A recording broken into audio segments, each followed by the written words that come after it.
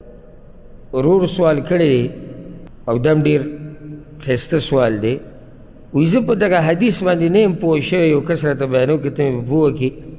چې پیغمبر صلی الله علیه وسلم وایي چې قیامت ته به نږدې داسې قومونه پیدا شي چې هغوی به په دې جبو باندې خوراک کوي لکه څنګه چې غوا په جبه باندې لګیایي. جواب د مسلې اول دا یاد کړئ چې دا حدیث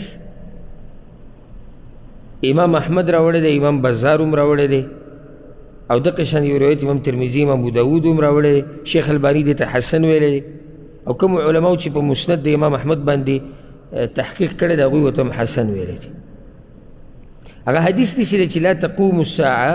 حتى يخرج قوم يأكلون بألسنتهم كما تأكل البقر بألسنتها. قیامت ته هغه وخته پورې نشي راتلی چې څو پورې داسې قوم نه پیدا شوی چې هغوی به په ژبې سره خوراک کوي لکه څنګه چې لکه څنګه چې غوا لګیایي. غوا ته هم خیال کړی که نه، دا ژبې راویستې په ژبه باندې ټول خوراک کوي. اوس ګوره د دې حدیث مطلب ناشنا دی، او دا ما د قیامت په علاماتو کې ذکر کړی و. هغه دا دی دلته مسله اصل دا بیانه شوې ده،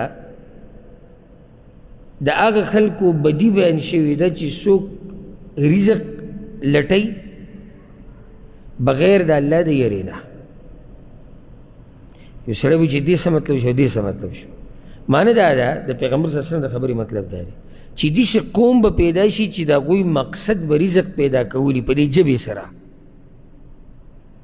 لکه څنګه چې غوا لګیایي. غوا چې کله خوراک کوي نو چې مخې ته ورته تا څه اچولي دا پکې فرق کوي چې دا پلانې شی دی او پلانې دی او دا بدن له نقصاني دی، دا نه خورم او دا لږ را دې خوا کو، دا پکې وچ دی او دا پکې شین دی، څه فرق کوي دا غوا؟ دقه شان دا سړی لګیایي. دلته د خوراک مطلب دا نه دی چې خوري، خوراک مطلب رزق پیدا کول دي. دروغ وایي په ژبې سره، دوکې ورکوي،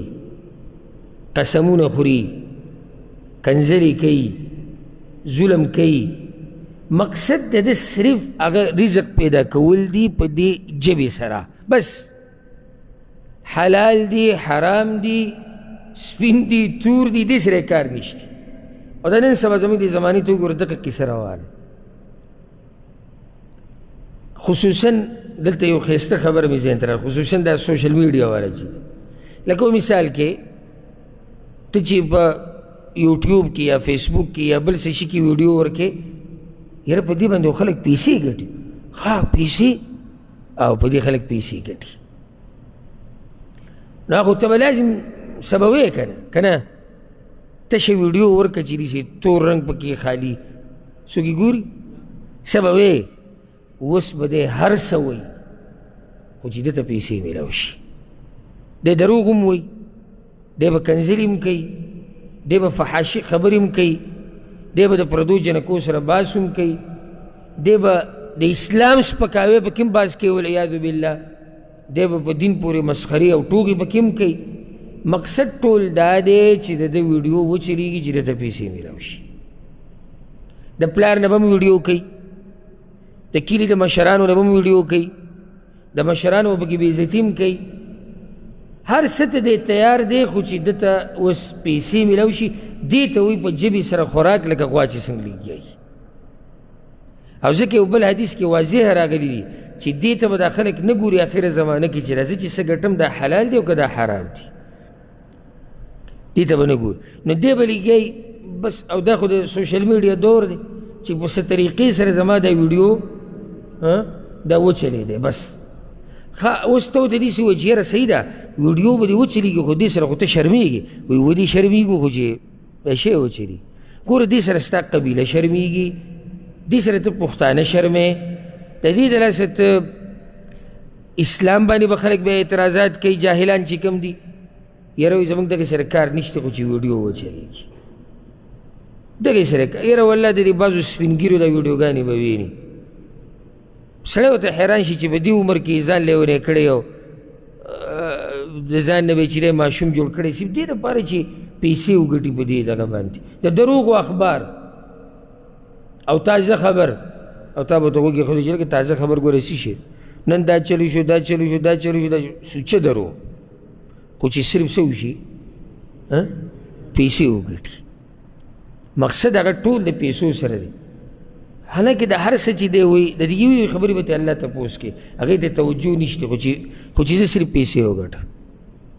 بازار ته وځي سامان خرڅوي دومره دروغ ووایي چې تپوس یې مه کوه دا شی اصلي دی او زما د په الله قسم چې دا اصلي دی او دا د جاپان دی او دا د جرمن دی او دا د امریکې دی او دغه یو دانه پاتې او نور یې نشته او ستا دپاره چې په دې در کومه او 5 روپۍ پکې تاوان هم کوم خو تا در کوم ټول دروغ اتفاق چې د چا سره د کار کوي ګور اصل مسله د ژبې د ټوله اتفاق چې د چا سره د کار کوي دروغ دا به موږ چې داسې وکړو په دې کې به اصلي سامان ولګوو دا ته بېغمه شه او دا به داسې او دا به داسې او دا به داسې او دا به داسې چې سړی ته اخوا شي بیا د خپله منماني شروع کړي دې ته وایي په ژبې سره خوراک لکه څنګه چې غوا لېږیایي غوا هم فرق نشي کولی چې تا ورته مخې ته څه ور اچولي دي ته شان دې هم دې ته نه ګوري چې دا چې زه لېږیایم دا په حلالو کې لېږیایم که دا زه په حرامو کې لېږیایم دا ډېر ناشنا حدیث دی ډېر ناشنا حدیث دی چې پیغمبر صلی الله علیه وسلم وایي چې آخره زمانه کې به داسې خلک پیدا شي چې هغوی کې به دا صفت وي او دا موږ په ډېرو کې لیدلی په ډېرو کې موږ دا لیدلی داسې خبرې به راته وکړي که نه داسې خبرې چې ته به ښه هوښیار سړی او تا به خپلو خبرو کې راګیر کړي تا به ګډوډ کړي دوکه به درله درکړي دروغ به راته ووایي نو احتیاط ډېر کوئ دا ژبه چې استعمالوئ د رزق د ګټلو دپاره نو خبره پې ښه سپینه او صفا خبره کوه الله به دې په رزق کې هم برکت واچوي په ژوند کې هم او موږ د الله دا بندګي ګورې دې دپاره نه کوو چې الله موږ له پراخه روزي راکوي هغه د الله سره دې تقدیر کې چې څه لیکلي دي که الله موږ غریبانان فقیران ساتي که نه نو بیا به موږ د الله بندګي کوو او که الله مالداره ساتي بیا هم د الله بندګي کوو او که الله په موږ باندې سختې راولي هم به د الله بندګي کوو که راباندې راحت راولي هم به د الله بندګي کوو نصیب دې پورې خو نه ده ما ته ورځ یو کس ټلیفون وکړو زه په سود باندې کور علم ځان ده بهرو ملکونو کې یاره مې په سود خو کور حرام وي دا خو ما ته هم پته چې حرام دي خو دلته بعضو مولیانو فتوا ورکړي جایز دي نو ما د مولا په فتوې سره خو حلال نه حرامېږي او نه حرام حلالېږي حلال او حرام دا خو د الله په لاس کې دي نو ما د مولوي صاحب سره ته دلیل معلوم که بیا ما ته وایي دلته یو اسلامي مرکز دی او هغې کې مولا کیني ما ته معلومات وکړه سبا بیا ما ته ټلیفون وکړه که ده سره څه دلایلو ما ته خو دا پته نشي چې د سود د حلالوالي دپاره هم څه دلایل شته سود خو داسې حرام دی تپوس یې مه کوه سبا چې راغه ما ته وویل مولوي صاحب وایي چې د غریب سړي دپاره د یو کور د اخیستو ګنجایش پکې شته د غریب سړي دپاره د یو کور دوه نه زیاتې به نه کړي د یو کور د اخیستو ګنجایش دا پکې شته نو حیران شوم زه نو ما دا خو به دا غریب سبا له نورې قیسې هم کوي